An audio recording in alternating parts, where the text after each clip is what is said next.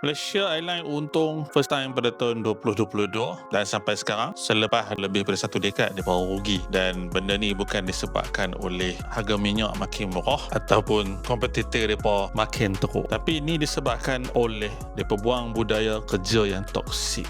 Okey, hampa boleh follow klip seterusnya. Kapten Izham Ismail, iaitu CEO Malaysia Airlines, dia terangkan pengalaman dia handle toxicity Malaysia Airlines semasa dia mula-mula jadi CEO pada tahun 2017. You walk in the corridors of the offices in Malaysia Airlines, then there's full of toxicity, full of blame game, full of resistance to change. So that was a very painful journey, and 2018, 2019, I said to myself, this has to stop. This is where we will start. People drives culture. People drive service delivery. People drive accountability. People drive behavior and habits. I started with people, rallying people. We have a rating of 4. 1, 2, 3, 4. It's always at 2. 80% staff, 85% staff is always at 2. And you don't want average, just average. No, right? that's mediocrity. Yeah. Henceforth, the evolution of quarterly performance appraisal. There wasn't such a thing at There NAG. was yearly only. And that actually drove. And when I say painful, Xiaoning, thousands of people had to leave.